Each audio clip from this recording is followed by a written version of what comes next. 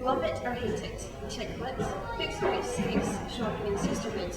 It's a genre that's taken the literary world by storm. Today I write, top authors discuss their love of chick lit and what the future holds for the genre. You know, when Bridget Jones came along, it was like the first person in it, and then you just went, oh my god, that's what my life is like. And the idea that you could write like that and just say life is like this for women. We don't know whether to have a baby or whether to get that, you know. And previous generations, there was no question about it. 25 you already had 3 kids, and you were married and you were stuck with it, you know. Whereas now, anyone that gets married before 30, I think, is doing something shocking and really rash. You know, oh my god. Jenny Cogan, an established author, famous for the Girls' Night Out series, read a section from her new novel, West End Girls, a book that examines the footballer's wife scene. But first, there is a special prize. Tonight only, a bottle of champagne. Penny's ears pricked up. For the first girl to get him out and have a bit of a dance on the table. A roar went up from the few men stationed around the room, most of whom looked disconcertingly seedy. Lizzie closed her eyes. No, please. Just call the night a bit rubbish and go home. Hop on the bus, chalk it up to experience, and relaunch the whole West End experience tomorrow. Please. By the time she'd opened her eyes, Penny had gone. Also speaking at today's debate was Sophie Kinsella, author of the popular Shopaholic series.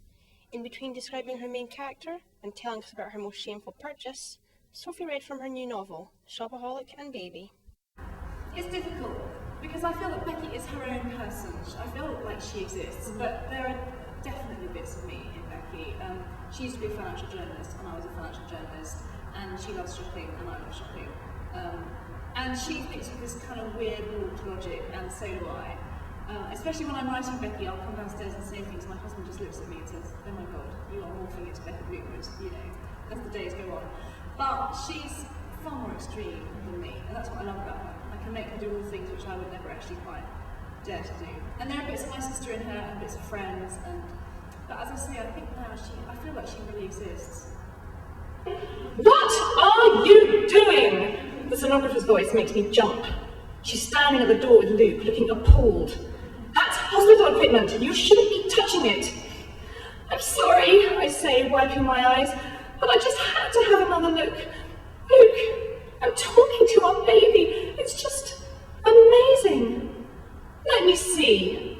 Luke's eyes light up and he hurries across the room, followed by the sonographer. Where? I don't care if Luke sees it's a boy and the surprise is ruined. I have to share this precious moment with him. Look, there's the head, I point. Hello, darling. Where's its face?